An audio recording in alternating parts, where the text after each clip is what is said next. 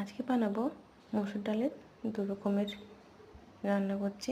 প্রথমে মসুর ডালের বড়া করব। মসুর ডালটাকে ভিজিয়ে রেখেছিলাম, জল থেকে ছেঁকে পেস্ট করে নিয়েছি গ্রাইন্ডারে। আপনারা চাইলে শিলেও বাটতে পারেন। এবার কাঁচা লঙ্কা 3-4টা কাঁচা লঙ্কা থেঁতো করে দিয়ে দিলাম, পরিমাণ মতন লবণ দিলাম, আর একটা মিডিয়াম সাইজের পেঁয়াজকে কুচো করে মিশিয়ে নিলাম। সর্ষের তেলে বড়াগুলোকে ভেজে নিচ্ছি। আপনারা চাইলে সাদা তেলেও ভাজতে পারেন। তো মসুর ডালের বড়াগুলোকে সর্ষের তেলে ভাজলেই বেশি ভালো লাগে। তো বড়াগুলো ভাজা হয়ে গেছে। এবার যেটা করতে হবে, আমি টক বানাবো। লাল লাল হয়ে গেছে, তুলে রাখলাম। এবার ছোটো ছোটো সাইজ করে মসুর ডালগুলোকে একটা ভেজে নিচ্ছি। এগুলো হালকা ভাজবো, বেশি লাল করে বা কড়া করে ভাজবো না।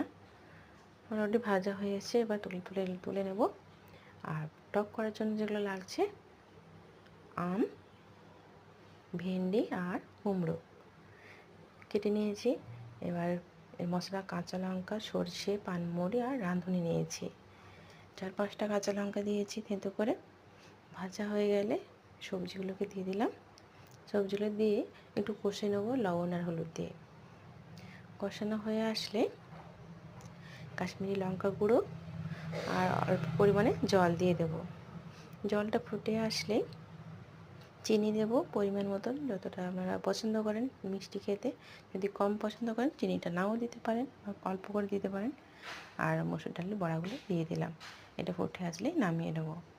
গরম গরম কিন্তু খুব ভালো লাগে ভাতের সাথে এই মসুর ডালের বড়ার টক, আম, কুমড়ো, ভেন্ডি দিয়ে। টাটা।